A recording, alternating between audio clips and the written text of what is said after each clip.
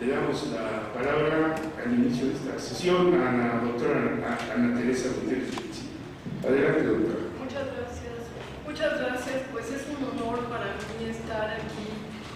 Admiro mucho a Ángel Guerra, siempre lo sigo en sus publicaciones, en la jornada y bueno, siempre es refrescante tener otro punto de vista y no lo que los medios oficialistas hablan de todos los problemas que existen a nivel nacional e internacional. Me toca dar esta introducción porque bueno, yo estudié realmente historia en la Unión Soviética, en la licenciatura. Tuve el privilegio de estar del año 1975 al 81 todavía bajo Brezhnev. Más cerca de mi programa, perdón, qué bueno que me dicen, si no, pues no se entiende nada así. ¿Se oye? Ah, perfecto, bueno, pues yo estudié en la Unión Soviética. Para mí la experiencia fue muy importante, fascinante. Mis profesores fueron realmente admirables también. Y bueno, quiero hablarles un poco de lo que viví en aquella época, pero que me ha quedado más claro ahora que desapareció la Unión Soviética.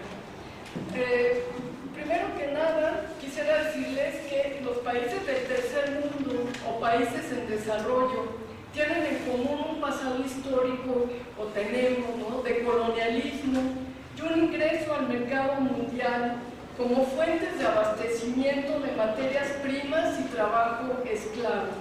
En la era moderna, el saqueo colonial se dio desde la colonización española de tipo medieval, después del descubrimiento de América, y una segunda ola colonial inició con la conversión de Inglaterra y Francia como potencias industriales con el advenimiento de la primera revolución industrial. Aquí tenemos pues los territorios del Imperio Colonial Español, tenemos los del Imperio Británico a inicios del siglo XIX, que ya fue esta nueva etapa de la colonización, como sabemos, una etapa monopolista de la colonización, ya cuando empezaron a existir los padres de las actuales transnacionales, que eran los monopolios. Y tenemos brevemente también el mapa del Imperio francés. Entonces todos estos pueblos tenemos un origen de haber sido colonizados, y tenemos así que desde 1860 Inglaterra y Francia se dividieron los territorios de Asia y África y América Latina. Fue un campo de batalla. Bueno, América Latina, Estados Unidos empezó con su doctrina Monroe, ¿no? Y fue un campo de batalla todo este mundo menos desarrollado industrialmente entre las potencias europeas y la naciente potencia de Estados Unidos de América. Así, la mayoría de las naciones de estos continentes ingresamos a la vida internacional no como sujetos de nuestra historia, sino como objetos valiosos para la competencia imperialista de las naciones tecnológicamente más avanzadas.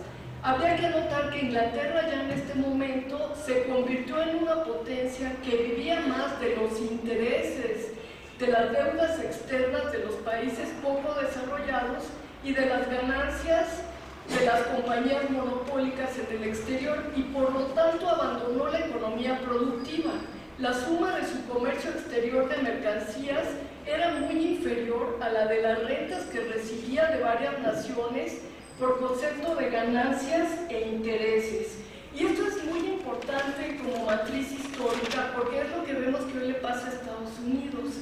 Estados Unidos dejó la economía productiva y vive de la financiarización de la economía. Y bueno, por lo tanto, vemos que todas sus transnacionales están produciendo en China, en México y en muchos más territorios, pero ya ellos se han desindustrializado muchísimo, y esto nos explica el fenómeno todo. A principios del siglo XIX, el resultado fue el inicio de la Primera Guerra Mundial entre las potencias europeas debido al rápido ascenso de Alemania como gran potencia industrial. En el curso de esta guerra, en un territorio vasto, enorme, que era el Imperio Ruso, surgió este líder, este pensador teórico y estratega. A pocos genios se les da ser a la vez teóricos y estrategas. Marx fue más teórico, pero lamentablemente no se le dio el tiempo para ser estratega. A Lenin sí, y de ahí la importancia de Vladimir Ilich Ulyanov, ¿no? En el curso de esta guerra, Lenin hace una magistral contribución al marxismo, pues es uno de los primeros desarrolladores del marxismo, ya que Marx previó el advenimiento de los monopolios, pero es Lenin el que, basado en la investigación de varios países, de datos de la economía de Inglaterra, de Francia, de Alemania, se da cuenta que el capitalismo de libre competencia terminó y comienza el capitalismo monopólico, que necesita territorio para no caer en una crisis de sobreproducción. Y de ahí esta cruenta guerra por los territorios, las materias primas y el trabajo de la gente que vive en el tercer mundo. Tenemos ahora, bueno, yo sí quisiera anotar que Lenin sigue teniendo una gran vigencia, aunque en el gobierno ruso actualmente se haya abandonado esta visión teórica y haya permitido que en gran parte de la academia y los círculos gobernantes de Rusia se considere a Lenin con la versión que conocemos de Occidente, el dictador sangriento que derrocó al zarismo y destruyó al país. Esto me lo dijo, llevé a mi hija en el año 2013 y una guía de turismo me lo dijo. Y yo le dije, bueno, ¿qué te pasa? A ver, por favor, ¿qué es lo que hicieron tus papás en esa época, no? ¿Qué hicieron tus abuelos? Y ya me confesó, no, bueno, es que es un poco la versión que se le dice al turismo internacional para, me imagino que también. Entonces, el que esta versión se haya entronizado en parte de la sociedad rusa, sobre todo en la juventud, lamentablemente, es un triunfo de Occidente, porque es como siempre vio Occidente a Lenin. Y hablan ya no de una revolución, sino de un golpe de Estado dado por los bolcheviques que atrasó a la economía rusa porque el zarismo era muy adelantado. Sin embargo, Lenin en su momento delineó un proyecto económico, social y político que transformó a la atrasada Rusia zarista, que tenía mucho más en común con nuestros pueblos que con los países desarrollados, en un país, la Unión Soviética, que avanzó en grandes logros sociales como la alfabetización, la introducción de una educación básica y media superior obligatorias y laicas, con lo que combatió al fanatismo y la superstición que se enseñoreaban entre los campesinos rusos. En la Unión Soviética se formaron millones de especialistas en varias ramas de la ciencia, la cultura y el deporte. Desconocido y difícil fue el camino del pueblo soviético hacia el socialismo. La burguesía mundial, pretendiendo restablecer el capitalismo o cuando menos frenar el desarrollo de la economía social y la formación de un nuevo modelo político y económico, recurrió a la presión militar, política, económica e ideológica. En su surgimiento, el Estado soviético tuvo que afrontar la intervención de 14 países. La guerra civil, el bloqueo económico y monetario, la desorganización de la economía, la subversión y el sabotaje, la construcción del socialismo, por lo tanto, se dificultó y aún más por el bajo nivel socioeconómico y tecnológico en ese momento de lo que fue el Imperio Ruso y la ausencia de importantes ramas industriales. Las metas fundamentales de la construcción del socialismo fueron la industrialización, la cooperación en el campo y la revolución cultural, bueno, entendida esta como la alfabetización y la creación de politécnicos que formaran rápidamente a muchos cuadros necesarios para la construcción de hidroeléctricas que además generaran la energía eléctrica para la industrialización del país.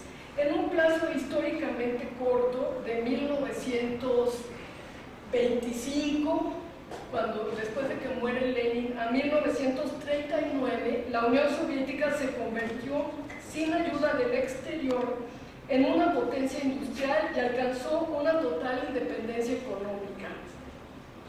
La transformación de un país agrario independiente se hizo en una poderosa potencia mundial que hoy Rusia no podría ser, si no, creo que estaremos de acuerdo, si no hubiera pasado por este proceso de industrialización, de creación de todo el sistema de defensa y de la creación de las ciencias.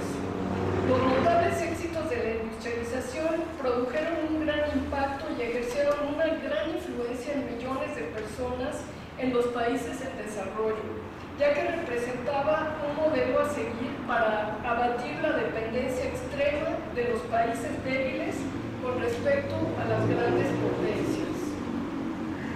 Pero yo creo que es muy importante no olvidar la historia de nuestro país. Nuestro país fue líder también en muchos aspectos. A la par de la Revolución Rusa y aún antes, surgió la Revolución Mexicana, las dos primeras revoluciones del siglo XX. La Revolución Mexicana tuvo un carácter democrático burgués, como sabemos, a diferencia de la rusa, que fue socialista. Sin embargo, la Revolución Mexicana, durante el periodo de Cárdenas, logró un gran desarrollo de la industria de la transformación. Se crearon de 1935 a 1949 6.594 empresas nuevas con el concurso de Cárdenas, con su accionar, casi igualando el número de las ya existentes antes de Cárdenas, 6.916, contabilizando 13.510 empresas en total.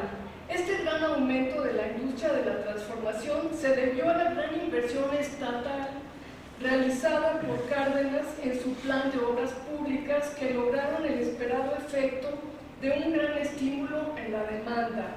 Cárdenas buscaba la independencia económica nacional y la lucha por esta implicó, además del fomento de la industria nacional, limitar los intereses extranjeros que copaban grandes sectores de la economía nacional.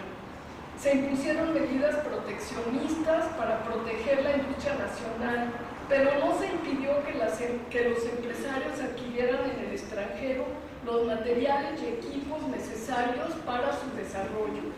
Prosiguió la reforma agraria para liquidar el régimen latifundista. Y la medida más importante de su gobierno, la nacionalización petrolera en 1938. Por fin México recuperaba sus recursos naturales. Y esto en gran medida fue el resultado de la Revolución Soviética, el equilibrio de fuerzas y el hecho de que ya, aunque bueno, Estados Unidos es cierto estaba inmerso en la posibilidad de entrar a la Segunda Guerra Mundial, pero de todas maneras la influencia soviética hizo también en México un impacto. Tenemos así que, aunque haya Cárdenas roto relaciones con la Unión Soviética, aunque haya recibido a Trotsky, de todas maneras la Revolución Soviética representó para Lázaro Cárdenas una inspiración. Tenemos que se creó el Politécnico Nacional con base en los politécnicos soviéticos, que tuvieron esta fuerte influencia de los politécnicos soviéticos para construir la infraestructura nacional. Recordemos que los ingleses decían, en 6 meses regresamos porque los mexicanos no van a poder con la industria petrolera. Y aquí tienen ustedes, por ejemplo, con temas de la época, la expropiación, la creación del Gran Instituto Politécnico Nacional, la industria eléctrica, meta revolucionaria y la educación socialista. Antecedentes, la escuela rural mexicana, la escuela racionalista, marxismo e influencia soviética, radicalismo en la educación. En 1934 se reformó el artículo dándole a la educación un carácter socialista, que era llegar a todos los ámbitos del país, y recordemos que les cortaban las orejas a los profesores, los latifundistas, ¿no? Así creo que esto es muy importante tenerlo hoy en cuenta, hoy que hemos entregado el petróleo sin una guerra. En Venezuela está pasando otra cosa, ¿no? Ahí la lucha de la CIA es diferente, ¿no? Aquí porque han dado todo, ¿no? Claro, claro. Y siguiendo con la Unión Soviética, no sé cuánto tiempo tengo. 5 minutos. 5 minutos. El ataque de la Alemania nazi en 1941, respaldado con capital estadounidense, fue una dura prueba para la independencia y la supervivencia de la Unión Soviética. Pero su triunfo sobre esta y su conversión en una potencia atómica y después nuclear aumentaron su prestigio e influencia. Recordemos que la Unión Soviética no fue invitada a la Liga de las Naciones, pero una vez que la Alemania nazi salió de la Liga de las Naciones, ya no tuvo influencia, es decir, que empezó a militarizarse, dejó de pagar las reparaciones de guerra, entonces comenzó ya la invitación de Estados Unidos hacia la Unión Soviética, y la Unión Soviética entró a la Liga de las Naciones. Sin embargo, sí hay datos, digamos que en 1924 la Alemania nazi recibió un gran préstamo de Chill Towers, un gran empresario estadounidense, para rearmar su industria. Cuando llegó Hitler al poder en 1933, recibió más dinero mediante el Plan York de Occidente de Estados Unidos. Pero la guerra del pueblo soviético fue realmente heroica. Hitler pensaba conquistar a la Unión Soviética en 4 meses y sin embargo la guerra duró años. Y finalmente la organización que tenía Stalin llevó a la creación del frente en la retaguardia en Kazajstán, en Siberia, levantaban las fábricas y la industria de guerra tuvo un enorme impacto con la Segunda Guerra Mundial. Y pues puede ser ya muy breve porque ya no tengo tiempo, pero ¿qué es la importancia? No solamente el hecho de que el pueblo en aquel momento soviético haya crecido tanto, industrializándose. La importancia es que bajo la influencia de este triunfo se generó la ONU y también colonias como la India obtuvieron un gran impulso para su independencia. La India en 1947. La industria de la India en el periodo colonial y poco después de la independencia dependía totalmente de la maquinaria y herramientas importadas. En 1950, 3 años después de la independencia, el 90%, la construcción de las vías férreas y de los ferrocarriles aceleraron la importación de mercancías extranjeras con los cuales las manufacturas artesanales de la India no podían competir.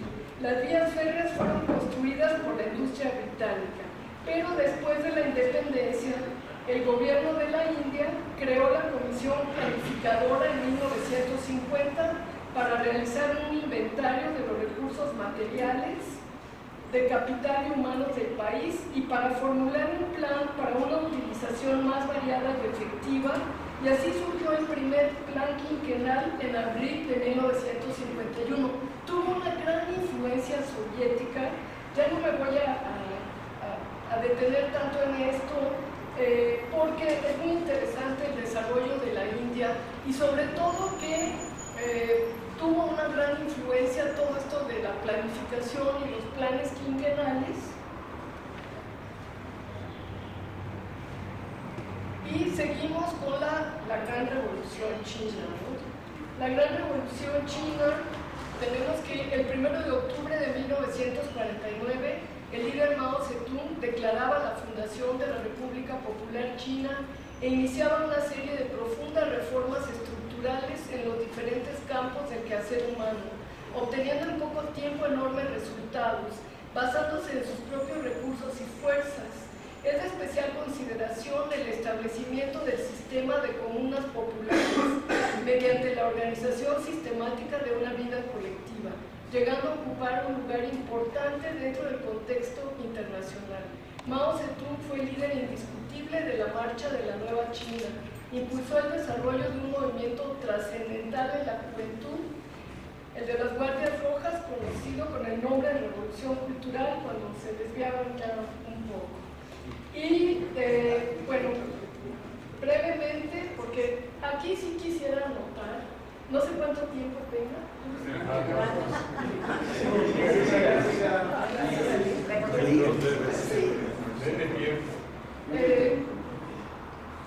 Quisiera anotar que hoy, ¿cuáles son los países que están teniendo resultados? La India y China, debido a esta revolución. Si no hubiera habido la revolución soviética, muy difícilmente se hubiera dado la liberación de China y la liberación de la India. Y sobre todo la revolución china tuvo una gran influencia soviética hasta que se pelearon, ¿no?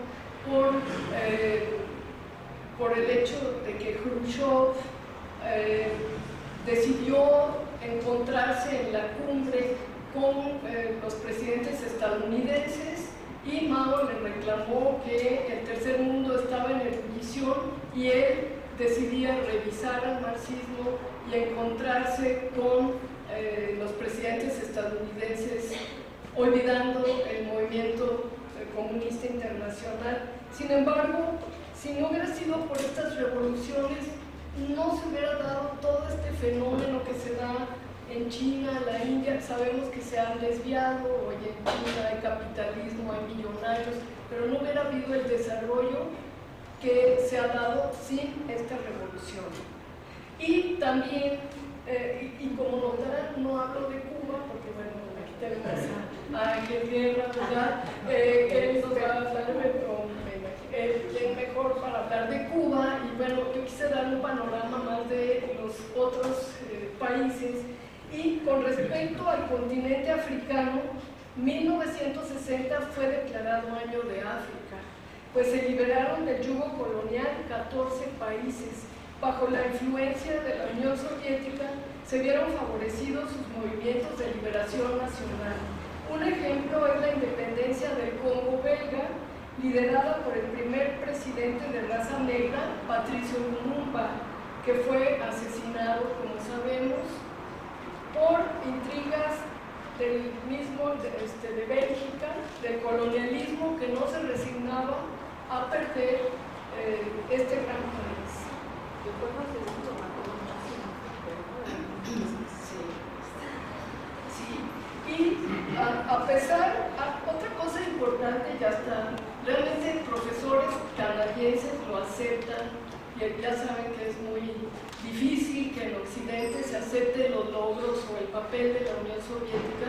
Un profesor canadiense plantea que a pesar de esta revancha del colonialismo, un profesor italiano, Giandolo se apellida, en la ONU, el papel de la Unión Soviética fue trascendental para la resolución del fin del colonialismo, que ayudó a consolidar una posición conjunta contra el colonialismo en el tercer mundo. Lo que dice el profesor Giandolo es que nada más se recuerda a Khrushchev golpeando con un zapato la ONU en una mesa, pero lo que pasa es que detrás de ese incomodidad, esa rabia que tenía Khrushchev, es porque la postura soviética no podía avanzar debido a la posición de las potencias colonialistas que pues no se resignaban a perder sus colonias.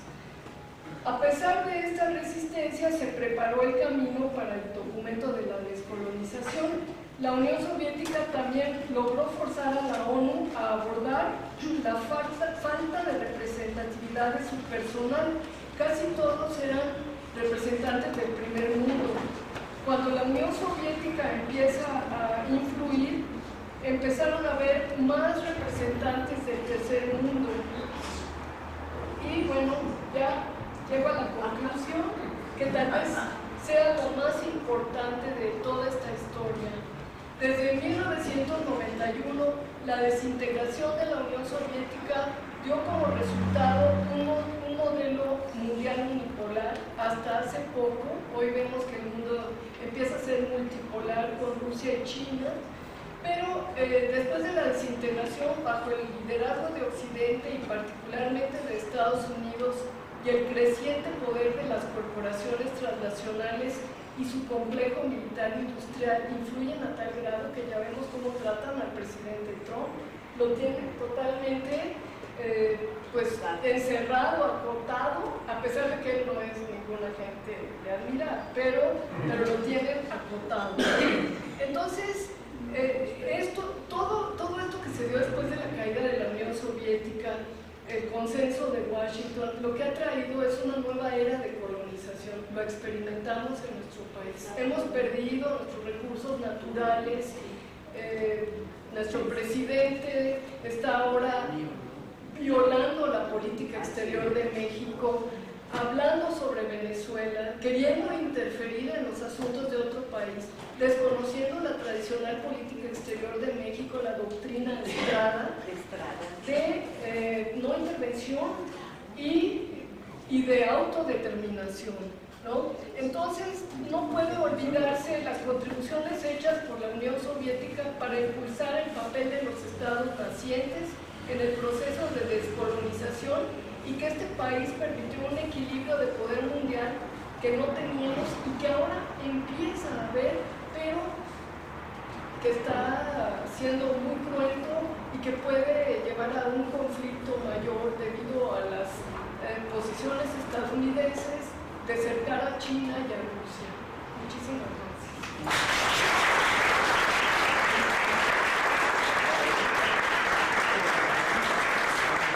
Le damos las gracias a la doctora por su bien exposición sobre todo este pasaje histórico y la influencia de la Revolución Soviética, y sobre todo cuando a este gran estratega y teórico de la Revolución Soviética, pues en esta batalla con el Occidente le ponen el dictador Sarmiento, que derrocó al zarismo y destruyó al país, guardando todas las proporciones y las comparaciones, pero hoy están diciendo que Maduro es un dictador y que está llevando a destruir el país. Entonces, el imperialismo, efectivamente, la acotación o la presión que hace la doctora, que es una nueva era de colonización, la estamos viviendo en estos momentos en Venezuela, y esta influencia también, esta situación puede no ser exagerado, pero se está jugando el futuro de América Latina en Venezuela.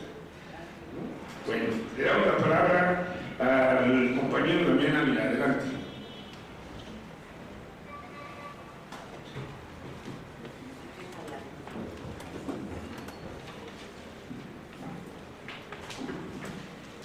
Gracias, buenas tardes a todos los asistentes.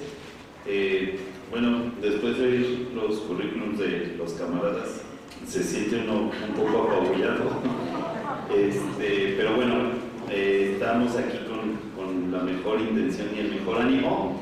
Yo voy a hablar de la influencia del socialismo durante el proceso de descolonización en el continente africano. Pude detectar muchas sinergias con lo que exponía la doctora, y bueno, empiezo como una breve introducción. Como se sabe, África es la cuna de la humanidad, ¿no? Lucy, o los restos de Lucy, el primer homínido del que se tiene conocimiento, fueron hallados en Afar, Etiopía, y bueno, es un homínido que vivió hace más de 4 millones de años. No obstante que África es la cuna de la humanidad, esto no ha representado pues en los hechos ningún beneficio para el pueblo africano ni para las africanas y los africanos. Ha habido un intento de Occidente de desconocer sus aportes científicos, culturales, filosóficos, etc. Más allá de lo que nos pinta Occidente, de que lo que aportó África es el Egipto faraónico, hay ejemplos como el Imperio de Mali y el pueblo mandinga, o el desarrollo cultural que se dio en África con la llegada del Islam al norte del continente, ¿no? Son cuestiones que no se reconocen del continente africano. El objetivo de este trabajo pues, es realizar un breve análisis del desarrollo de las ideas socialistas y de la interpretación que tuvieron las élites africanas occidentalizadas que nacieron a finales del siglo XIX y comienzos del XX, de estas ideas socialistas. Para ello voy a reconstruir brevemente el antecedente histórico de la colonización de África, voy a hablar un poco del panafricanismo y después de la incursión del Che Guevara en el continente africano. Bueno, antecedentes históricos, pues bueno, sabemos que entre el siglo XV y el siglo XVI Europa transita en una transformación de las relaciones sociales de producción y de los medios de producción, y transita de un orden feudal y autárquico a un embrionario capitalismo.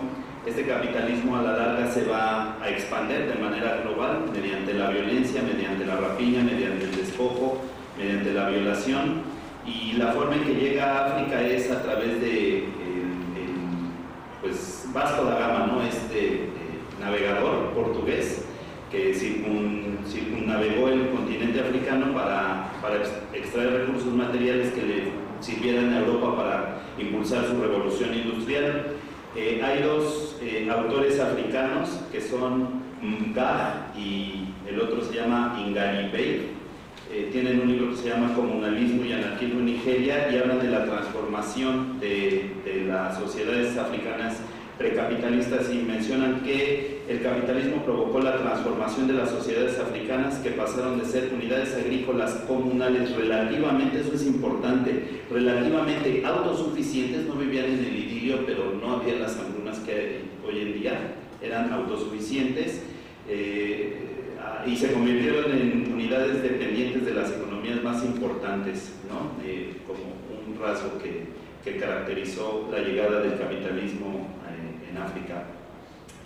Obviamente Europa tenía que legitimar esta práctica de despojo, de robo y de saqueo, y se legitima con el discurso de la modernidad, recurriendo a filosofías como la de Hegel, ¿no? Que habla de los pueblos sin historia, que son los pueblos que no tienen escritura, y cuando los colonizadores europeos llegan a África, destierran por completo lenguas y dialectos y la gran tradición oral de cantos genealógicos y relatos de resistencia que tenían las comunidades primigenias de África.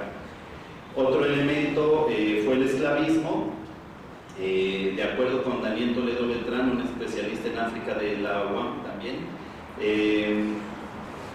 entre 1445 y 1879 el esclavismo costó lágrimas, sudor y sangre de entre 15 y 20 millones de seres humanos.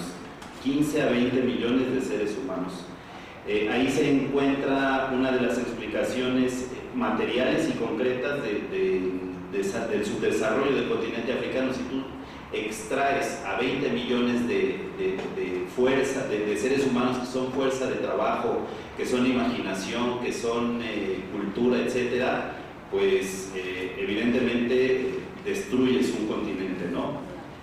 Esta actividad comercial la impulsaron principalmente Portugal, Inglaterra, Francia, Holanda, Bélgica y España, y solamente en Liverpool entre 1783 y 1793, estos son datos de Eric Williams, de un libro que se llama Esclavitud y Esclavismo, se transportaron 303.737 esclavos que dejaron ganancias anuales de más de 15 millones de libras, ¿no? Ganancias de alrededor del 30%. Y bueno, lo alarmante es cómo transportaban estos esclavos, ¿no? El mismo Williams dice, el espacio asignado para cada esclavo en la travesía del Atlántico medía 5 pies y medio de largo por 16 pulgadas de ancho, es decir, atravesaban no sé cuántas semanas tardaban en atravesar el océano Atlántico, y un esclavo iba en un compartimiento que medía 1,70 por 50 centímetros aproximadamente, ¿no? Mencionaba la doctora en la obra de Lenin, El imperialismo, fase superior del capitalismo. Se liga mucho porque precisamente a finales del siglo XIX comienzan a darse las tensiones interimperialistas entre estas potencias que mencioné, y entonces tratan de llegar a un acuerdo pacífico con la firma del Acta General de la Conferencia de Berlín en 1885. En esta acta, en la que participan Alemania, Austria, Bélgica, España, Gran Bretaña, Italia, Portugal, Rusia, y ya aparece ahí Estados Unidos, bueno, se ponen de acuerdo para repartirse el continente africano, ¿no? Por ejemplo, la cuenca del Congo y su desembocadura y regiones circundantes, la trata de esclavos y las operaciones por mar y tierra, se declaran algunos territorios neutrales, se ponen de acuerdo con respecto a una ley de navegación del Congo, una ley de navegación de Níger, entre otras cosas. Esto conlleva además a la conformación de los estados-nación, lo que implica delimitar fronteras geográficas, imponer un idioma oficial, todo lo que lleva la implantación de un estado-nación. Esta lógica es completamente ajena, ¿no?, a la dinámica de los pueblos africanos precoloniales o precapitalistas, ¿no? No obstante, y aquí viene como, digamos, el análisis dialéctico de las luchas independentistas y antiimperialistas de África, con la conformación de los estados-naciones también se forma o se forja una pequeña élite africana que empieza a tener acceso a la educación que es importada de las universidades europeas. Cito un texto nuevamente de estos autores africanos, Mbah, y el otro se llama Igaribeu, espero que así se pronuncie. Menciona, había un pequeño grupo de africanos a quienes los franceses llamaban asimiles, o sea, los que se asimilaban, que eran principalmente los hijos de los mandatarios y de otros nobles a quienes enviaban a las ciudades europeas para su educación y formación. A estos se les incorporaba como funcionarios públicos de bajo nivel y como profesionistas. Además, ayudaban a la clase capitalista a administrar y mantener un orden social. No es una concesión graciosa de los estados nacionales mandar a esta élite africana a formarse a Europa. Responde a los intereses de tener un mejor control de las instituciones del Estado y de los recursos que se están extrayendo de África. En ese sentido, pues, otro escritor que tiene un libro muy interesante en coautoría con Eric Hobsbawm, que se llama La invención de las tradiciones, si mal no recuerdo, se llama Teres Ranger, menciona que las prácticas colonialistas de las potencias europeas en África tuvieron la necesidad desesperada de hacer que la actividad europea fuera más respetable y ordenada, ya que había sido vulgar, miserable, dura e ineficaz, ¿no? Es por eso que empiezan a mandar a estas élites africanas a formarse en el continente europeo, ¿no?, en las universidades del continente europeo. Ahí ya estamos a principios del siglo XX, en este contexto muy brevemente descrito. Viene la Primera Guerra Mundial, la Segunda Guerra Mundial. Algunos autores mencionan que en realidad es una guerra de muy larga duración, ¿no?, de más de 30 años, porque los motivos son los mismos, ¿no?, las tensiones interimperialistas entre las grandes potencias y el reparto del mundo, algo que mencionó también la doctora. Al final de la Segunda Guerra Mundial, Estados Unidos se consolida en su dominio geopolítico y Estados Unidos detecta tres áreas, que es la esfera soviética, donde no tiene evidentemente tanta influencia, el occidente y el tercer mundo. Y a ese tercer mundo pertenece África, que seguía dominado por las potencias de Bélgica, de Francia, de Gran Bretaña y de Portugal, pero que están muy debilitadas después de la conclusión de la Segunda Guerra Mundial. Es así como mediante el Plan Marshall, Estados Unidos los vuelve sus aliados y sus clientes, ¿no?, con la reconstrucción de Europa a través del Plan Marshall. Por su parte, la URSS, que es el principal impulsor de la derrota de la Alemania fascista, ¿no?, a pesar de que lo que nos digan las películas judías de que fueron los estadounidenses no las películas judías, corrijo, las películas sionistas, que nos venden una idea de que Estados Unidos fue quien derrotó a los fascistas. En realidad fue la URSS con la Gran Guerra Patria que mencionó la doctora. Habían logrado establecer un contrapeso con el marxismo-leninismo, ¿no?, un contrapeso económico, político, ideológico y militar, incluso cultural y científico. Entonces, el bloque soviético dominaba Europa del Este, China y Corea del Norte. No obstante, África se encontraba un poco fuera de su área de influencia. Por eso, cuando comienzan las luchas de liberación nacional en África, la URSS no puede intervenir por dos situaciones. Una, por eso, porque no es su área de influencia, pero sobre todo por algo que dice Ludo Martens, un especialista en panafricanismo, que menciona lo siguiente, y creo que también coincide mucho con lo que plantea la doctora.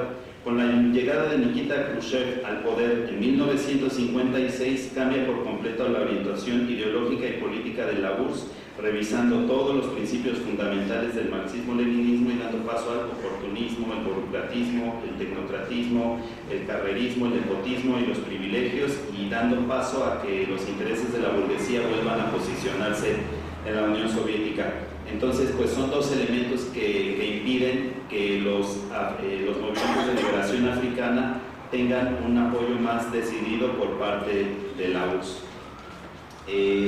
Bueno, es un poco el contexto. A finales de los 50 y principios de los 60 comienza una etapa sostenida de lucha de los pueblos africanos en contra del dominio colonial, y aquí es fundamental el año de 1960 porque en ese momento las luchas colonialistas empiezan a tocar los intereses del Congo, ¿no? Que es el núcleo duro del colonialismo, de la reacción en África, y porque ahí está la zona minera, ¿no? De donde se extraen los diamantes, ¿no? O sea, todo finalmente todo tiene que ver con la obtención de recursos naturales. A la par de esto surge el panafricanismo, una ideología política que el especialista, un investigador del Colmex llamado Eduardo Jorge, lo divide en dos etapas. La primera es la fase racial, que se caracteriza por la unidad de la lucha para la conquista de la igualdad de derechos de raza en lo que se refiere a la acción política. Y dicha acción política se sustenta en un sentimiento de pertenencia racial que engloba por igual a los africanos del continente y a los de ultramar, es decir, a las colonias afroamericanas en Estados Unidos o las colonias antillanas, ¿no? En esta primera fase racial incluso podemos encontrar ciertas convergencias con personajes como Frantz Fanon o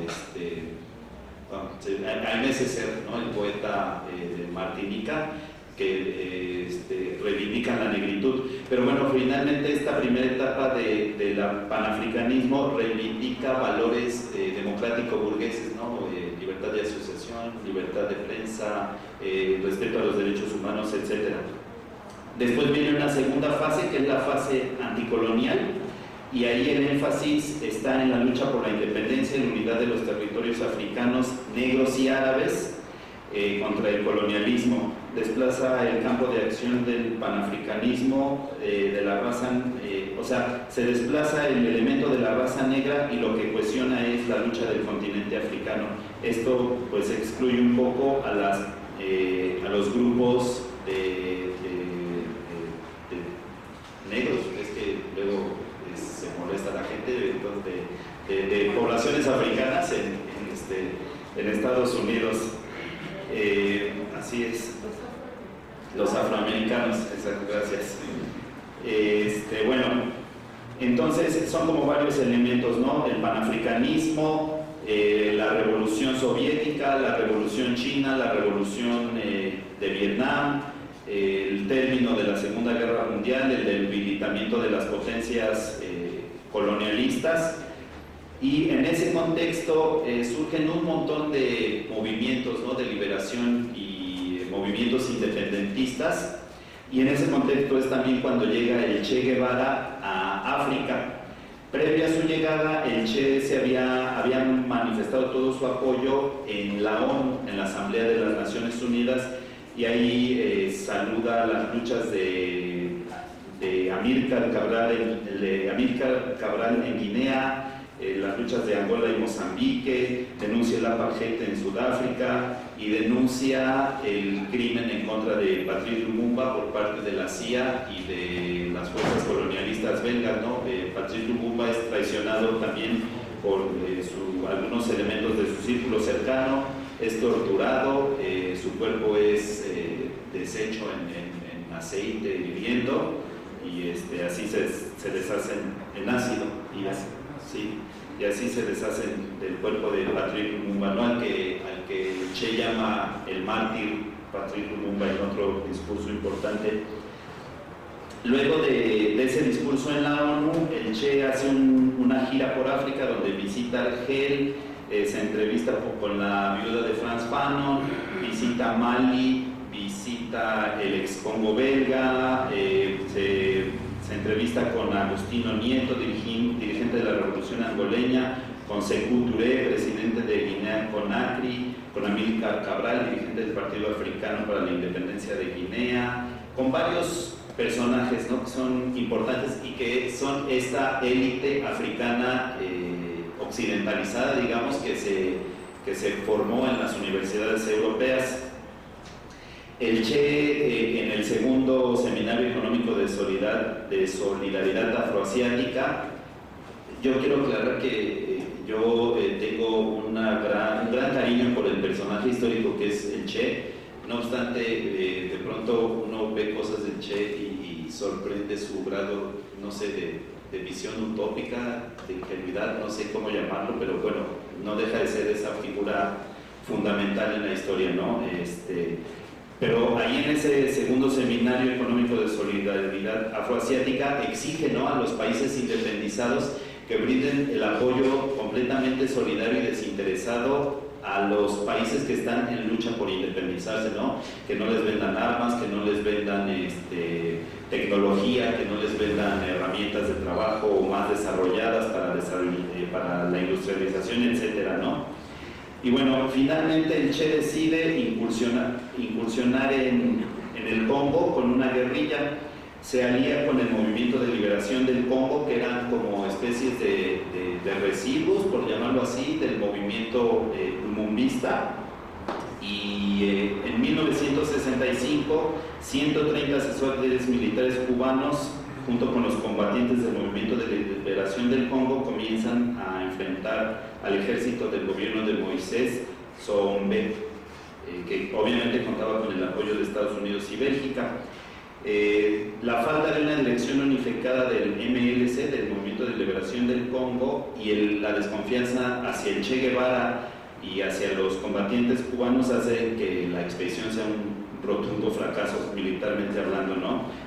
Las columnas guerrilleras del Movimiento de Liberación congolés salían en desbandada, ¿no?, cuando empezaban los enfrentamientos con el ejército, y los que se quedaron allá a rifarse, a arriesgar el fisco eran los cubanos, ¿no?, y el Che al frente de ellos. Bueno, conclusiones, ya termino. De la década del 50 al 90 muchos estados africanos se proclamaron socialistas.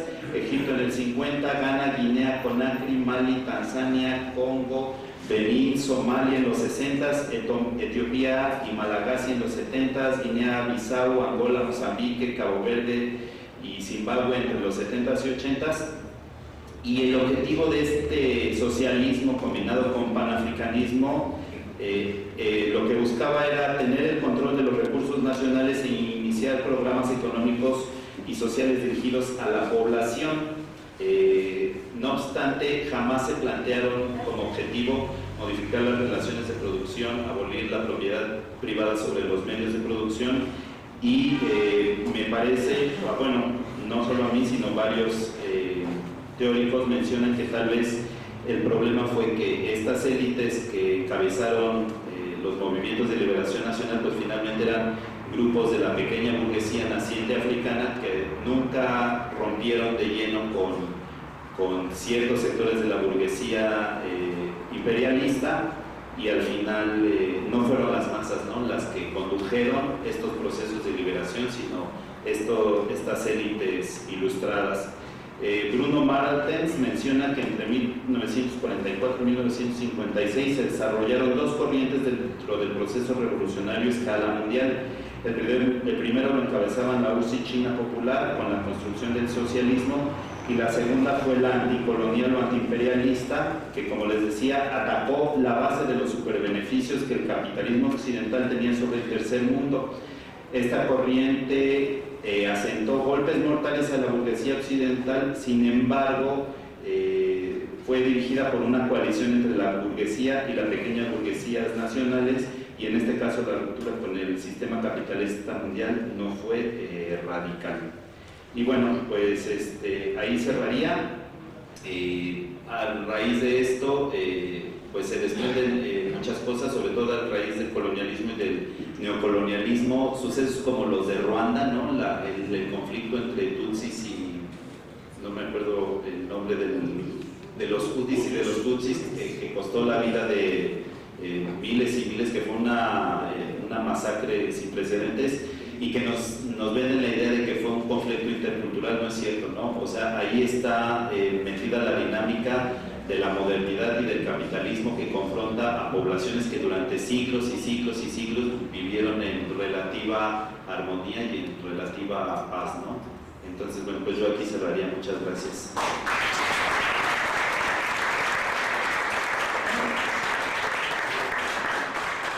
Damos las gracias a Demián Ávila, que en su exposición inicial habla de esta historia, en donde realmente la famosa modernidad del capitalismo, a través del despojo, robo y saqueo, obviamente del esclavismo, tanto los países desarrollados como el subdesarrollo corren en pistas paralelas.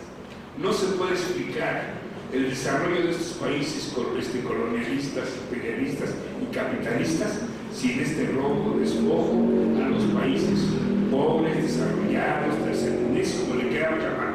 Pero es producto de la misma historia, no son historias separadas como si no las quieren enseñar. Bueno, haciendo un breve paréntesis, les recuerdo del producto para solidaridad con los compañeros de Atenco, el Nutrini, que es un producto de maíz, cacao y amaranto, para apoyar a los compañeros de Atenco, 110 el frasco grande y 60 el pequeño. Entonces, les recuerdo a los compañeros y compañeras que quieran solidarizarse con los compañeros de San Salvador. Bueno, le damos la palabra al compañero Raúl Díaz. Camarada, adelante.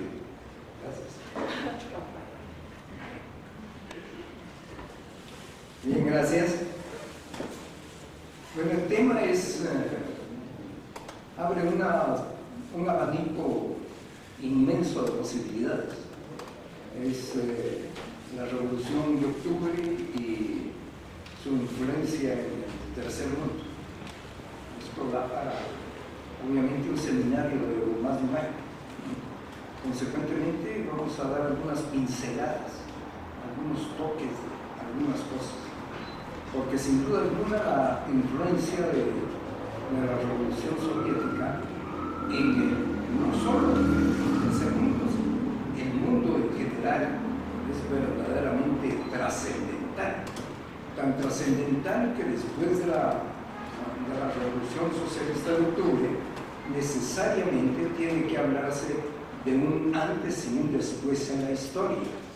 Cambia totalmente la fisonomía del mundo, no solo en el sentido político, sino inclusive en el sentido puramente físico, ¿no? Es decir, la trascendencia es absoluta. Ahora, para entender el porqué de esa influencia, es necesario tomar en consideración algunos datos muy precisos. No pretendo atosigar con toda una serie de ellos, pero sí con momentos que son, considero, determinantes. Como primera providencia, hay que recordar que la Revolución Socialista triunfa o se produce el 7 de noviembre de 1917. Es decir, estamos a un mes del otro año, ¿no? En la práctica, en 18, con la turbulencia natural de un movimiento de esta naturaleza. ¿Y cuál es la consecuencia directa de esta revolución? ¿Qué es lo que plasma la revolución? La creación de la Unión Soviética, el surgimiento de la Unión Soviética. ¿Y cuándo surge la Unión Soviética? que plasma todos los ideales de esta revolución. La Unión Soviética surge el 29 de diciembre, será finales del año de 1922. Y esto es importante. Nace con únicamente 4 componentes: la República Socialista Federativa de Rusia, la República Socialista Federativa de Ucrania, la República Socialista Federativa de Bielorrusia y la República Socialista Transcaucásica. Estamos hablando entonces de 1922.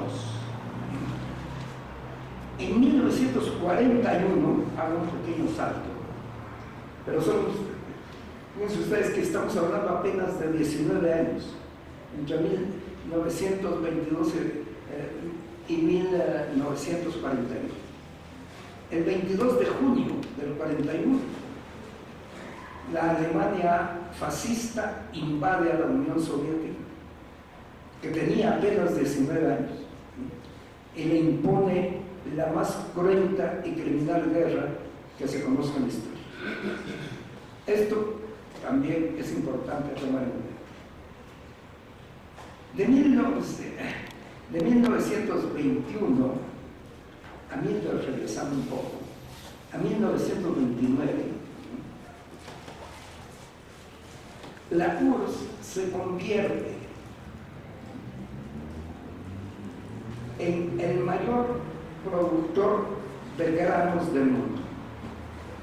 Eso, no es eso, por eso hablo de los datos.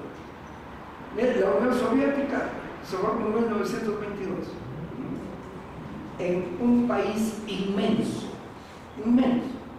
la 6ª parte del territorio mundial es la URSS, para que se tome en consideración.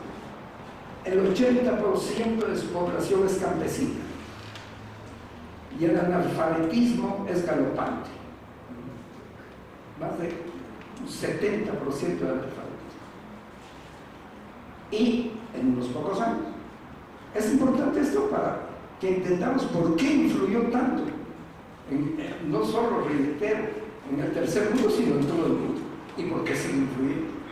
Si no tenemos estos datos, si no nos hacemos cargo de lo que todo esto significó, pues entonces difícilmente vamos a entender la magnitud del porqué de esa influencia. Podremos ser simpatizantes de él, ¿no? Y podremos políticamente estar de acuerdo, pero racionalmente, científicamente, no tendremos asidero. Entonces, por esto es que son importantes estas pequeñas fechas, ¿no? Para entender qué aconteció durante un periodo breve de apenas 20 años. Naturalmente, a partir de la Segunda Guerra Mundial es otra historia, pero bueno.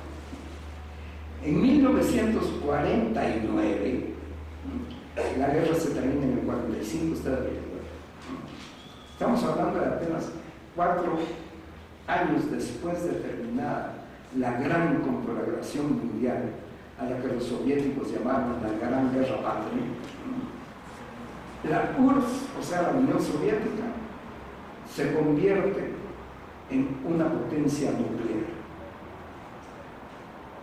Los Estados Unidos cometen el peor crimen que se haya cometido en la humanidad, lanzando en el 45 las bombas sobre Hiroshima y Nagasaki. Y tienen, por cierto, ayer fue el aniversario, es importante recordar. Los Estados Unidos tienen el monopolio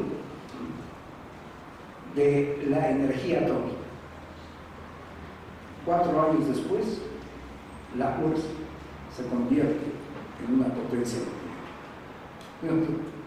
Enorme diferencia. Se entiende entonces el por qué se puede influenciar bien. En 1955 se hace, ante el surgimiento de la OTAN y de todas las presiones imperialistas y el ser que se tiene prácticamente militar, aunque no haya la guerra, el cerco que se tiene y la creación de esta organización internacional en contra de la Unión Soviética. Por eso tiene que crearse en 1955 el Pacto de Varsovia, que es la contraposición al Pacto de la OTAN. Es decir, el pacto militar de los países que integran el campo socialista, el mundo socialista. Y se crea también en lo económico el Comecon, la organización económica y comercial igualmente de los países que integran el campo socialista. 2 años después, en 1957, perdón, sí, en 1957, la Unión Soviética marca otro giro, otro hito mundial. Por primera vez en la historia de la humanidad se coloca un objeto volador en el espacio, manejado a voluntad, el Sputnik. Posiblemente nuestros jóvenes todavía no nacían, pero muchas gracias recordarán lo que significó el lanzamiento de ese primer objeto en la historia de la humanidad. Y 4 años después, en 1961, el hombre, por primera vez en la historia también, rompe la barrera del espacio. El comandante Yuri Gagarin es el primer hombre que le da la vuelta al mundo. Esto es lo que es la URSS.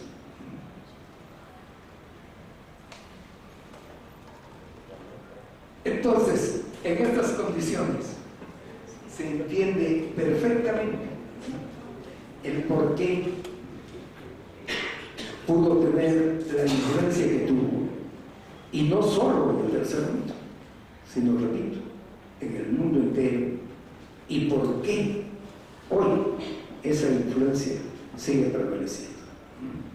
La Unión Soviética es la concreción de los anhelos del pueblo ruso en su momento, que hace la revolución y toma el poder el 7 de noviembre del 17, y en 1957 rompe la barrera del espacio y se ha convertido en una potencia nuclear y se ha convertido en el granero más grande del mundo. Un país, repito, que 40 años antes era un país de analfabetos. Se entiende entonces el porqué de su influencia. Y se entiende entonces el porqué de su influencia en todos los terrenos. Porque para romper la barrera del espacio se tuvo que tener un dominio tecnológico absoluto y se tuvo que tener un conocimiento, dominio científico igualmente total. Si no se hubiera poseído, esto no se hubiera logrado. Y en el campo de la vida cotidiana, ¿qué es lo que sucede?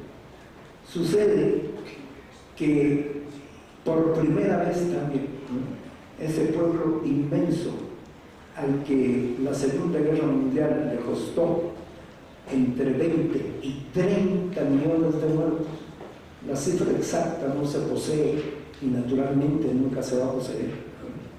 Pero imagínense, aquí nuestro compañero Damián hace un momento hablaba de cómo 300.000 negros esclavos fueron trasladados en algún momento. Lo que esto significa. Imagínense ustedes lo que significa la pérdida de, ya no hablemos 30, 20 millones de vidas.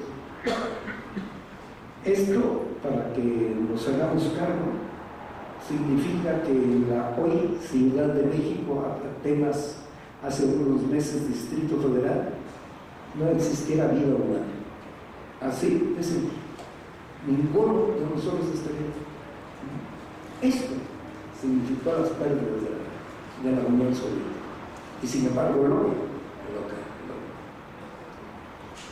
en consecuencia, nada de extraño tiene. Además, si estamos sabiendo que particularmente en África y Asia se viven regímenes coloniales que surjan justamente a la mitad del siglo pasado, poco después de terminada la guerra, y con la presencia de la Unión Soviética como un ente real al cual se podía ver, al cual se podía medir, al cual se podía tocar. Ya no era la utopía, ¿no? Ya no era el sueño de la humanidad de hacer una sociedad socialista. Ahora estaba ahí, ya estaba al alcance de la mano, ¿no? Se podía ir. Y los soviéticos pues también estaban en todo el mundo. En esas circunstancias, como una resultante natural, emergen los movimientos de liberación nacional. ¿Qué son los movimientos de liberación nacional? Los movimientos que están en contra de la colonización y de la neocolonización. Son movimientos independentistas de la colonia, ¿no? Más que, fíjense esta cuestión interesante, más que una situación política esclarecida, marxista, leninista y cosas por el estilo, son movimientos como su nombre indica, de liberación nacional. Son movimientos en contra de las colonias. Pero tienen además una particularidad, y esto también hay que decir. La mayoría de ellos son igualmente revolucionarios. Y aquí vale la pena hacer la disección. Una cosa es tener una postura y hacer una lucha independentista, y otra, bien diferente, es hacer una lucha revolucionaria. Qué bueno que se unan, y como sucedió en la mayoría de estos países ya aquí mencionados, y con estos movimientos de liberación nacional. Normalmente también, y sobre todo a la toma del poder, se aunan o elaboran un proyecto, un programa revolucionario. Esto es parte también de la influencia de la ONU. Estamos hablando de los países del tercer mundo. No voy a mencionar China, que merece capítulo aparte, ¿no? Sin duda alguna. Pero a mediados del siglo XX, el siglo pasado, hay tres grandes áreas, tres grandes factores en el mundo del pensamiento avanzado, democrático y de izquierda. El sistema socialista mundial, los movimientos de liberación nacional y el movimiento revolucionario mundial, que ya dijimos, una cosa es el movimiento de liberación nacional anticolonialista y otro el movimiento revolucionario. El movimiento revolucionario tiene particular expresión en América Latina. Y tiene particular expresión en América Latina, que es un gozo el día de hoy compartir mesa con un representante de un heroico pueblo que tuvo la posibilidad de vencer al imperialismo. El pueblo cubano, compañero que guerra aquí presente. Esa es la mejor demostración de la influencia soviética de la Unión Revolucionaria aquí en América Latina. Por supuesto, ¿no? por supuesto, lo que estamos viviendo hoy en este continente nuestro también es parte de eso, de esa influencia y de ese movimiento revolucionario que surge precisamente como influencia de eso a mediados del siglo pasado. Estamos hablando de los años 50, 60, en que América Latina se convierte en el gran laboratorio revolucionario. Triunfa Cuba, y no así triunfamos otros países. Posteriormente triunfa Nicaragua, y no es el caso aquí de entrar a discutir todavía, por lo menos, qué ha pasado con esas revoluciones. Pero se da el gran movimiento de lucha armada en prácticamente todo Centroamérica, con la excepción de Costa Rica, porque se da en Guatemala, es su expresión más acabada en un momento dado fueron las FARC, las Fuerzas Armadas Revolucionarias, en El Salvador con el ejército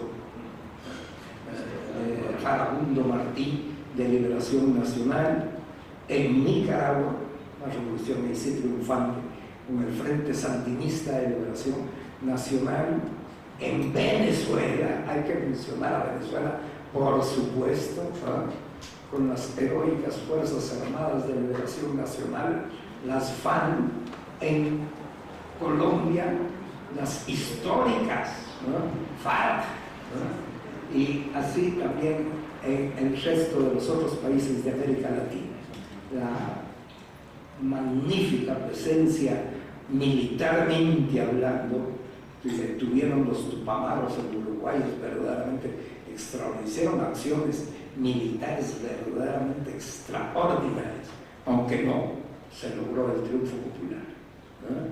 Igualmente en Chile y en la lucha en Argentina en contra de la dictadura, pues igualmente. Bueno, todo esto, camaradas, es este resultado de la influencia de la revolución bolchevique concretizada, reitero, en esta concreción de la utopía que se llamó Unión de Repúblicas Socialistas Soviéticas. Quiero terminar nada más así como mencioné a Ángel Guerra, decir que es un placer, ella no lo dice, pero pues hay que decir, ¿no? La doctora Gutiérrez es hija del más grande teórico marxista que haya tenido la América Central, el compañero Víctor Manuel Gutiérrez, asesinado por una de las tantas dictaduras de Guatemala. Gracias, camaradas.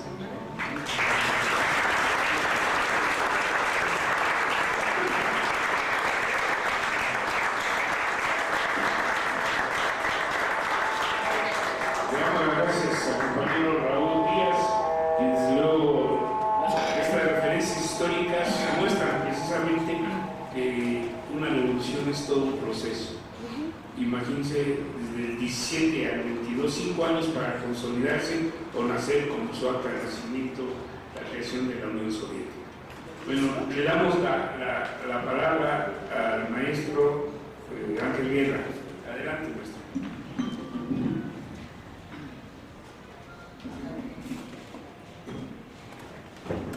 Bueno, en primer lugar, es un placer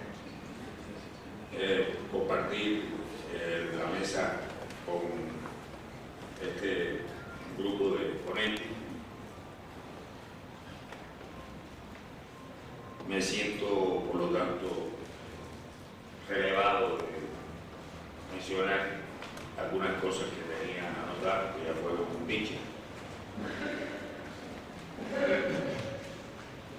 Quería decir que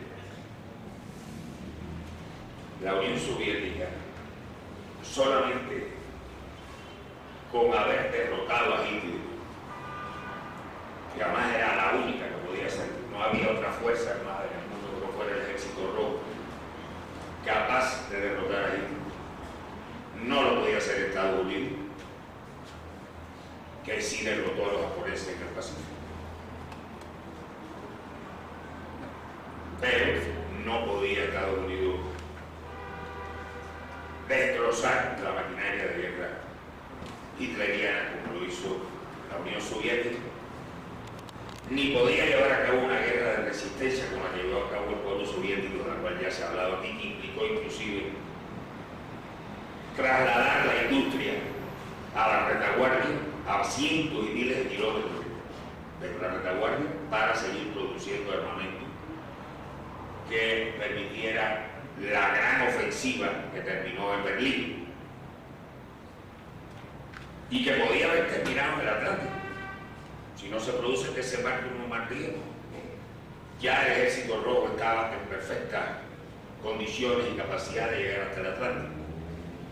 En realidad el desembarco en Normandía nos lo han vendido como algo decisivo y no hay tal. Fue importante porque libró al Ejército Rojo de una cuota adicional de sangre encima de la que ya había derramado, pero no hacía falta. Desde el punto de vista estrictamente militar, se podía haber prescindido del desembarco de Normandía y la historia hubiera sido la misma. Es más, Hitler estaba derrotado desde Stalingrado. Todos los estrategas militares están de acuerdo que después de la batalla de Stalingrado ya el ejército italiano estaba derrotado.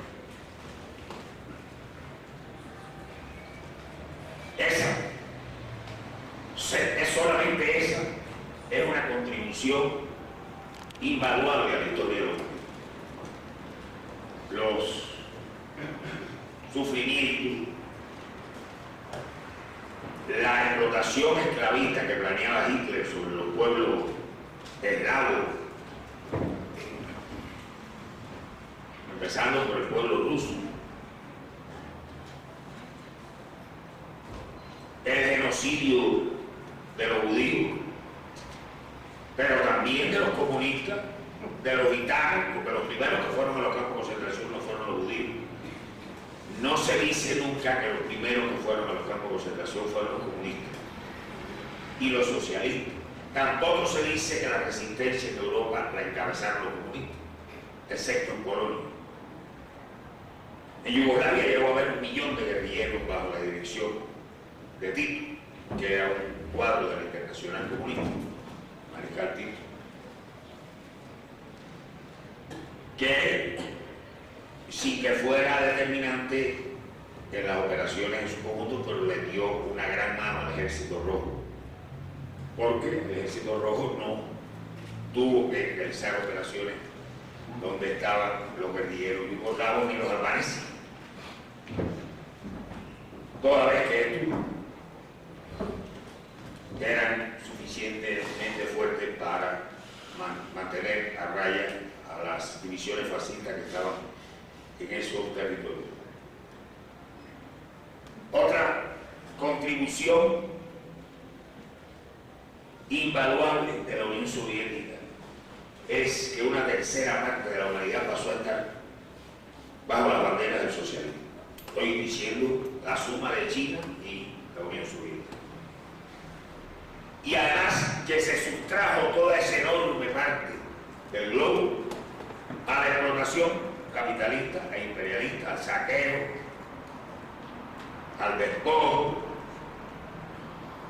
a la explotación colonial. Y además se creó una retaguardia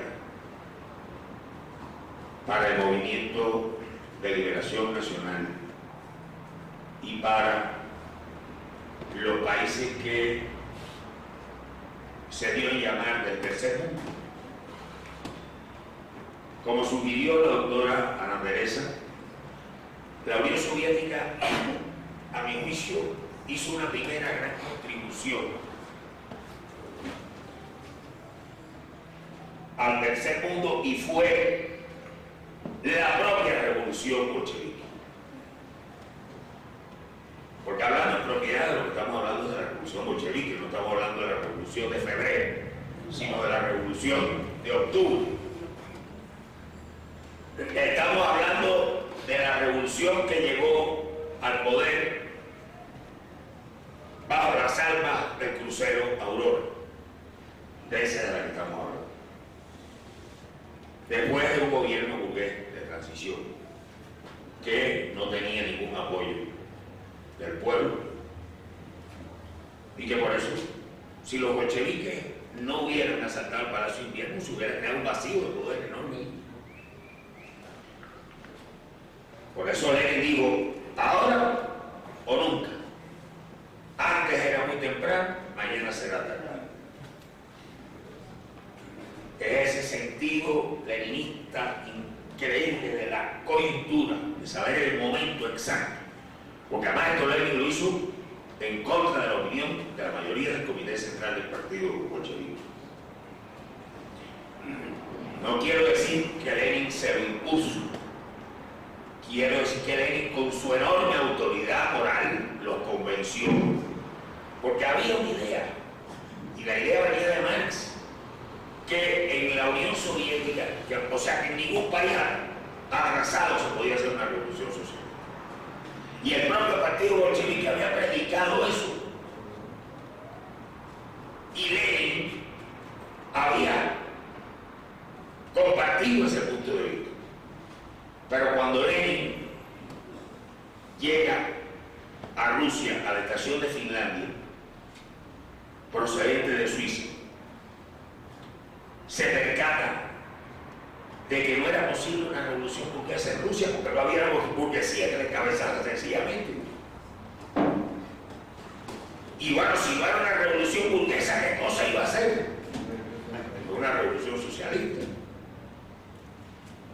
Con la característica de que había una clase obrera muy pequeña, 4 o 5 centros, muy organizada, políticamente muy preparada, muy disciplinada por el Partido Bolchevique. Había también innumerables simpatizantes y militantes del Partido Bolchevique en el ejército, campesinos que se habían sumado al bolchevique durante la guerra. Pero la Unión Soviética era un país subdesarrollado, aunque fuera un imperio. Era un país donde la inversión mayor era alemana. Yo estoy convencido que si no triunfa la Revolución de Octubre, contrariamente a todo lo que dicen los voceros del capital, Rusia habría pasado a ser una colonia de Alemania, de Inglaterra, de Estados Unidos. La prueba es que intervinieron 14 potencias, intervinieron.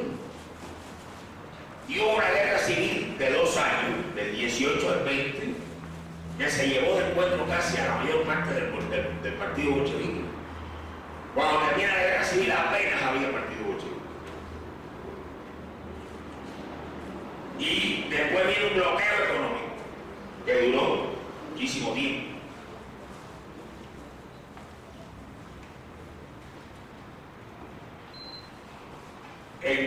Por supuesto que en la construcción del socialismo en la Unión Soviética se cometieron grandes errores. Pero yo no me voy a referir a eso, porque eso requiere una discusión más fina, más profunda. Y además hay una realidad también que se ha tergiversado mucho la historia. Por ejemplo, el informe de Khrushchev para el 20 Congreso se ha tomado como algo que es así.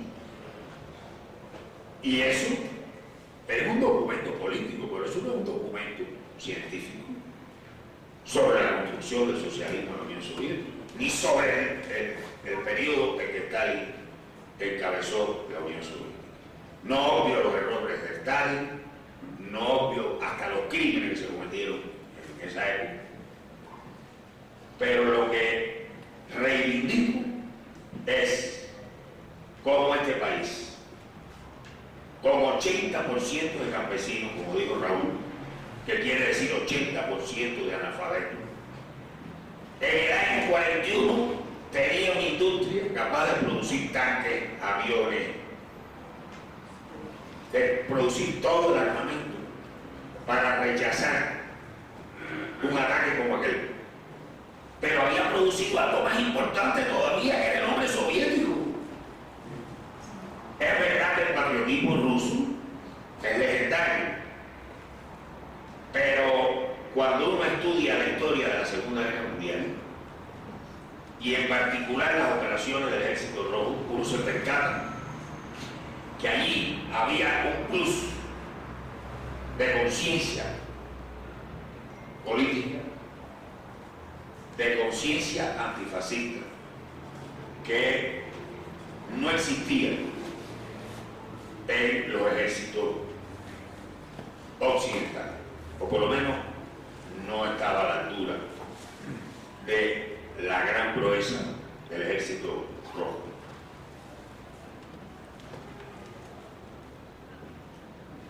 Pero no solo eso, a pesar de que hay que decir que la idea de la revolución mundial en parte fue abandonada durante el periodo de Stalin y en el periodo posterior a Stalin también.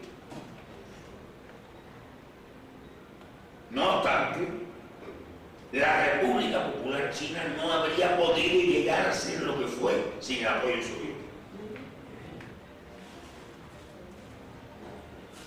Miles de técnicos soviéticos, de especialistas, militares, civiles, participaron en la edificación del socialismo en China. Y China no sería hoy lo que es si no hubiese habido una revolución del tamaño de la que encabezó Mao Zedong.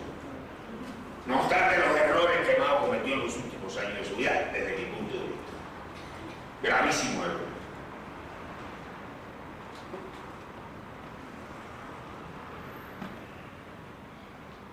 Cuba.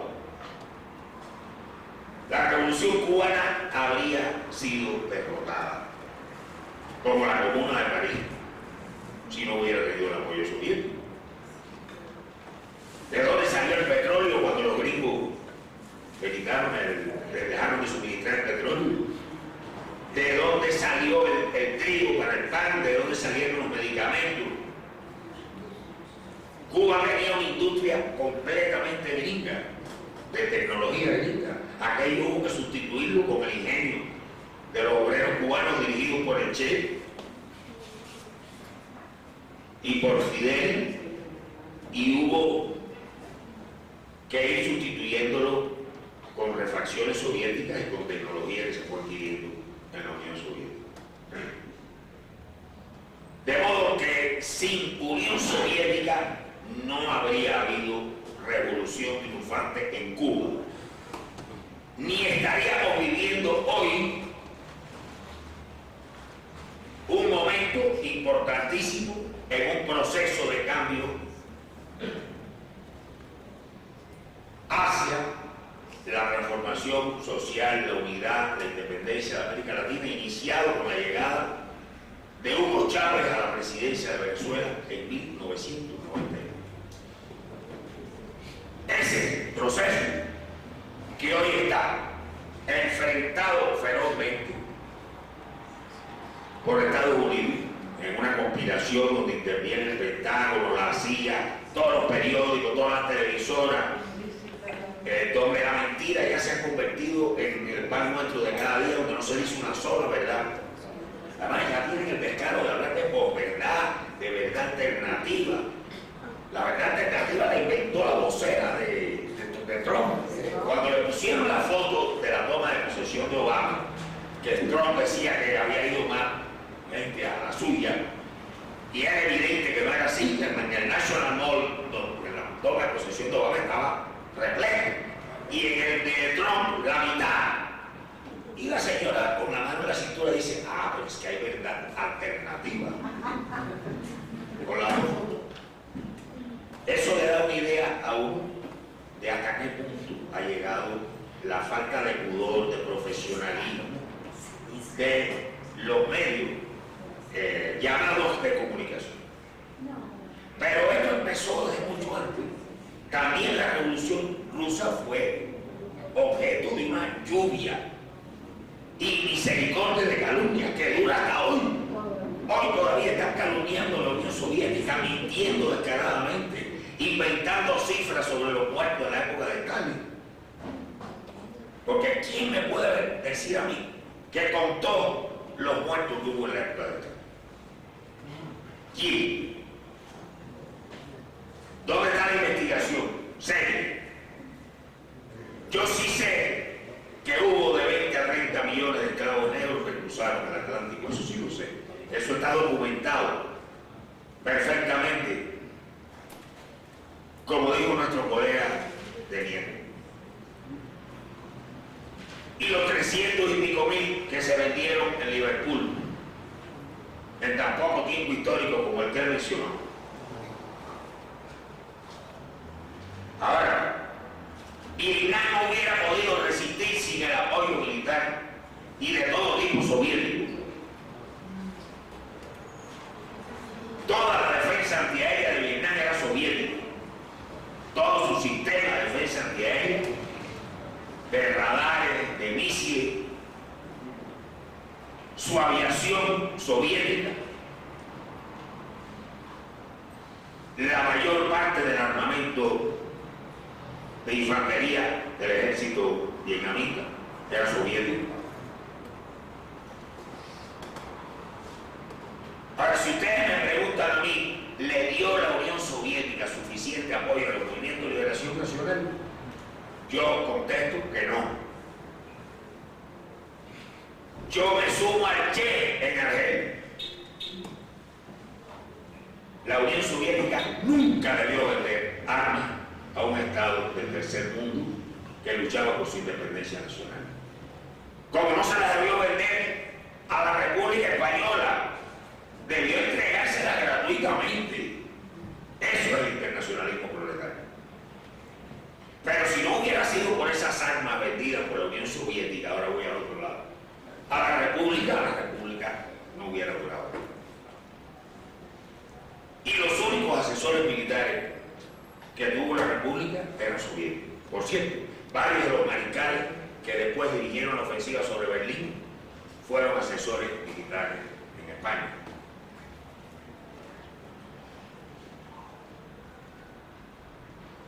Se habla de la heroica, o mejor dicho, casi no se habla, pero más o menos algunos tienen una idea. La heroica participación de Cuba en la liberación de varios países africanos. Bien, eso Cuba lo llevó a cabo por una decisión propia de su dirección revolucionaria. Pero las armas que se emplearon eran armas soviéticas. Y cuando los soviéticos se enteraron que había varias unidades militares cubanas combatiendo en Angola en 1975, no estuvieron en contra. Se sorprendieron porque Cuba no les había dicho nada. Toda aquella ferretería y aquellos hombres cruzaron el Atlántico sin que ni la CIA ni la KGB supieran el traslado de esa cantidad de cientos de hombres, porque no eran más de 100. Concretamente era un regimiento de artillería, un batallón de tropas especiales y una compañía reforzada. No pasaba de unos 5.000 hombres, 4 o 5.000. No fue así cuando las tropas cubanas y angolanas derrotan a las del apartheid, cosa que se oculta. Y se oculta que Mandela le agradeció reiteradamente a Cuba que sin la acción de los internacionalistas cubanos no habría terminado el apartheid en África del Sur.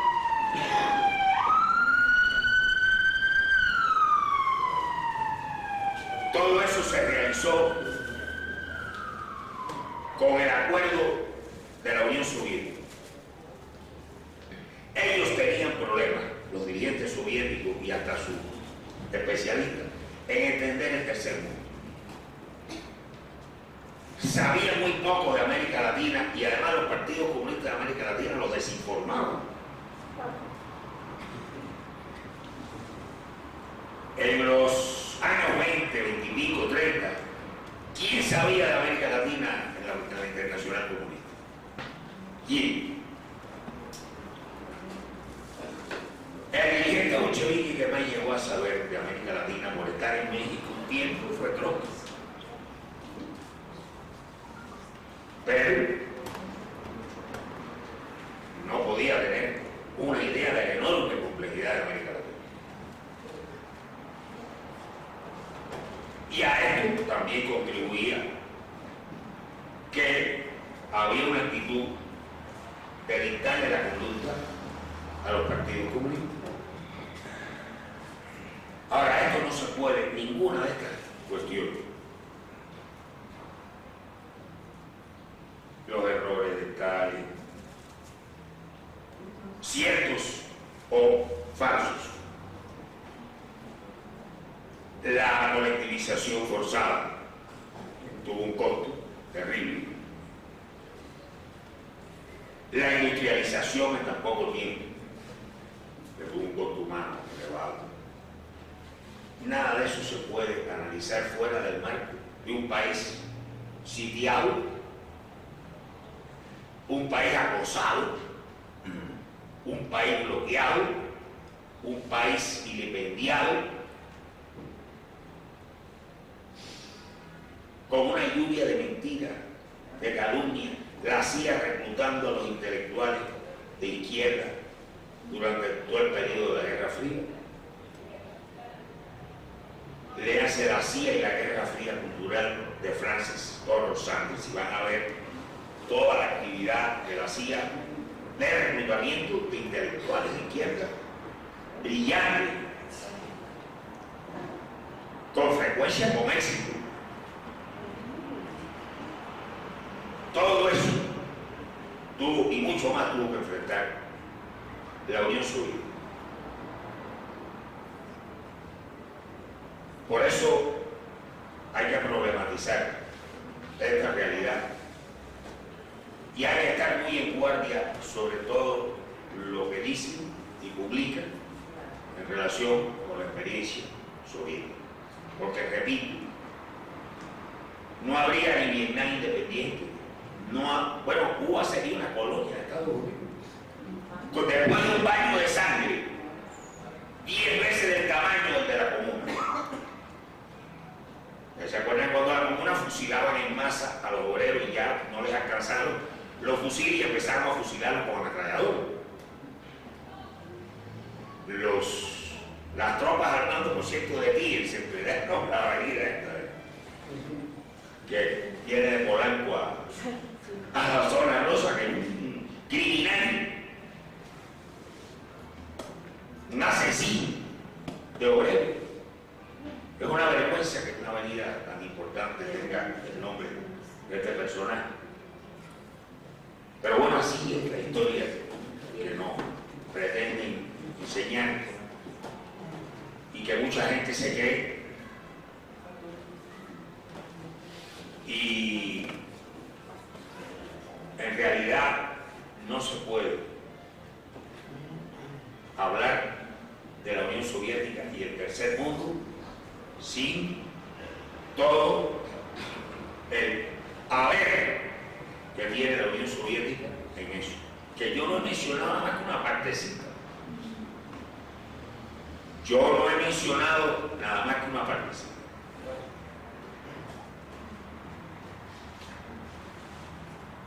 Ya voy terminando. Pues cuando Damián mencionaba a Amílcar Cabral, a Sékou Touré,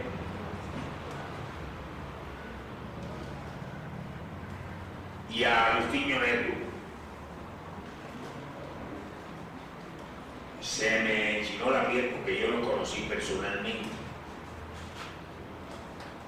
Tuve la oportunidad de hablar con Amílcar Cabral, con la presencia de Fidel, de estar en una conversación de Fidel con Amílcar Cabral, para ser más exacto. En la que, por cierto, estaba Mario Menéndez, el periodista mexicano que cubrió todo el movimiento guerrillero. Después tuve la oportunidad de hablar con Amílcar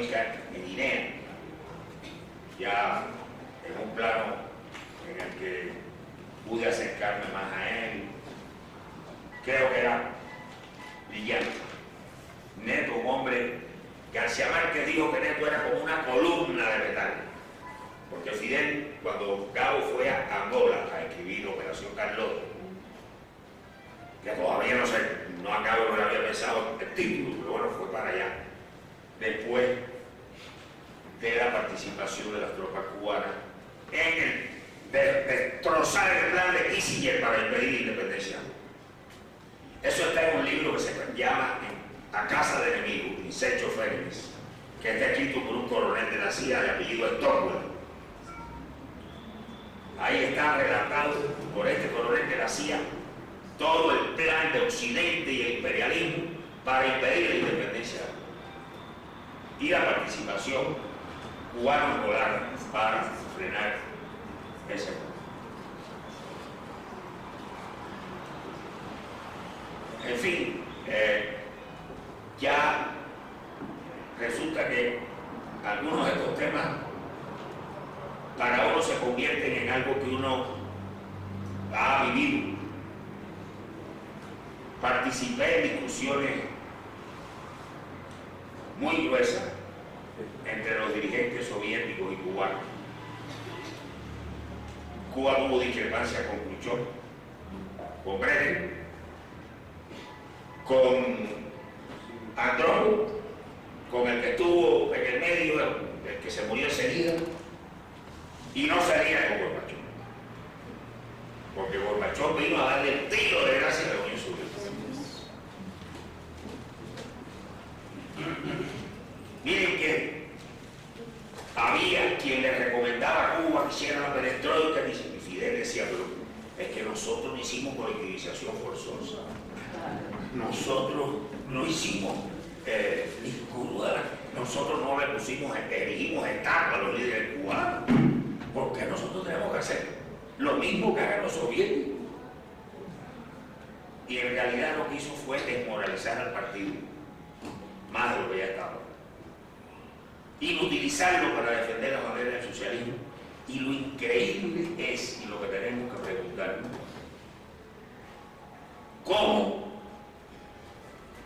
se derrocó al poder soviético ese que fue capaz de todas las hazañas que decía Raúl, que decía la doctora? ¿Cómo? Y que yo he mencionado algunas de ellas. ¿Cómo sin disparar un tiro pudo derrocarse a ese régimen? Digo régimen sin ningún sentido peyorativo. Ahora está de moda la palabra régimen es para, por ejemplo, Venezuela. En una época era Cuba. Eso tenemos que preguntarnos por mucho tiempo y hay que discutirlo. ¿Cómo un partido comunista de millones de miembros no actuó, no hizo nada por impedir que se convirtiera en nada, como dijo Fidel, se desmerengara el socialismo en la Unión Soviética? Que lo que había era que reformarlo, lo que había era que ver dónde estaban sus deficiencias, sus problemas, pero no acabar con él, que es lo que ocurrió. Ahora, vean ustedes, si no hubiera habido revolución de octubre, hoy Rusia no sería la potencia que es. Aunque Putin diga que no le gusta a Lenin, que tiene crítica, como ha dicho, incluso ha anunciado que ahora en el año 17, con motivo del centenario, va a dar una opinión más acabada sobre este proceso y sobre Lenin. Pero yo admiro a Putin como estadista, eso no quiero decir con él, Putin no es revolucionario, es muy presente, no es revolucionario, es un gran estadista. Y además de eso, dirige una potencia que es una gran contención al imperialismo de Estados Unidos. y que en alianza con China estén pidiendo la guerra mundial. Pero, por otro lado, no se da cuenta Putin, y no se dan cuenta muchos de ellos, que no serían lo que son si no hubiera existido la Unión Soviética. Y con eso termino.